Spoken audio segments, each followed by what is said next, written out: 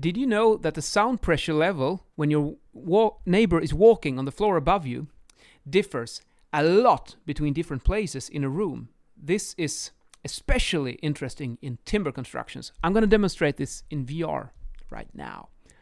So let's grab the headset and move into the room. So I am now inside a typical master bedroom in this is a wooden building.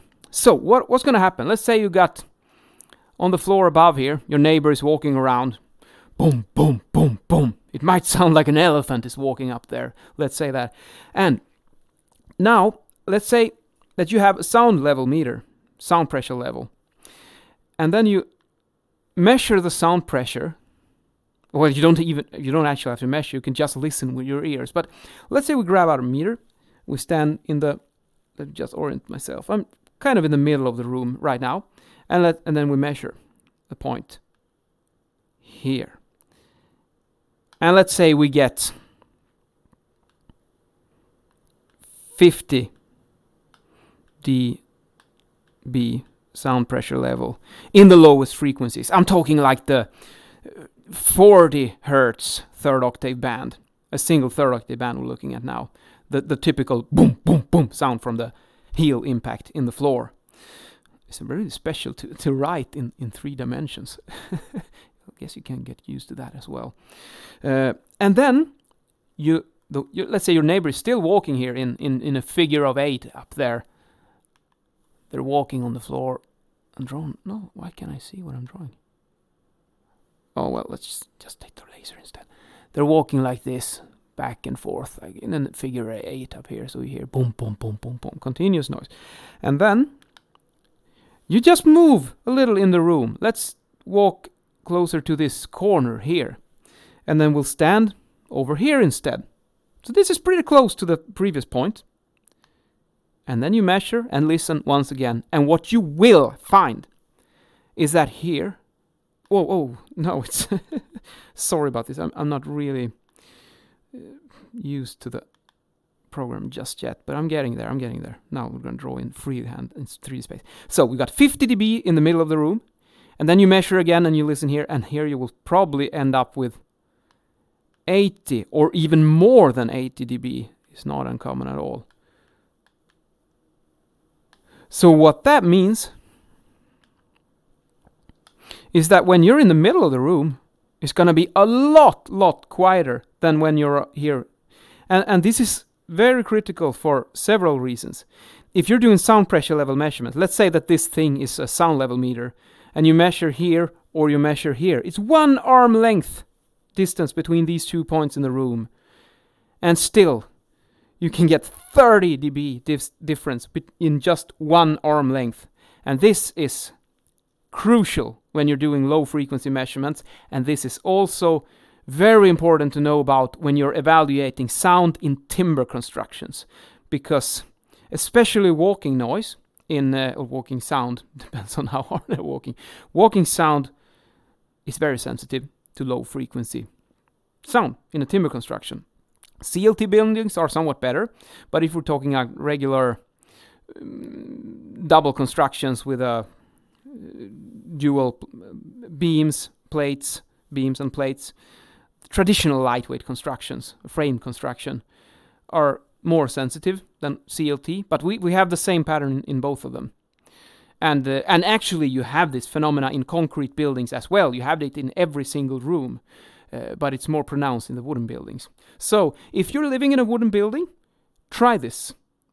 If you have someone walking upstairs, or if you're a carpenter, if you're working on the construction site or something, tell your colleague to walk around upstairs and making heel noises like boom, boom, boom. And then you just listen in the room below. This is like the most important experiment that an acoustician can and should do. Is the best measurement instrument is your ears. And be wary of this fact that you will get closer to the boundaries of the rooms, you will have a lot higher low frequency content. So this opens up some interesting possibilities. So what if the architects perhaps could adapt the floor plan in such a way that the people tend to gravitate more towards the middle of the room. I'm thinking about like a living room. Maybe the apartment looks in a certain way so that you will place your sofa towards the middle of the room, and then you will end up in these more quiet zones instead of sitting here in the corner, and this will be very loud.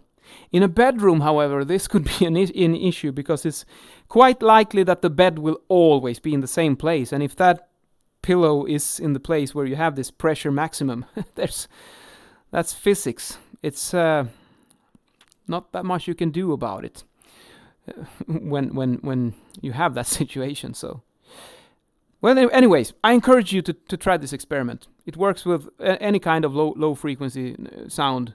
When you're listening to music, when you have a powerful sound system with a subwoofer and something, and like a shoebox shaped room like this perhaps, go around in your room and listen. I'm just hoping that I don't walk into something now with VR. It's a bit scary, honestly.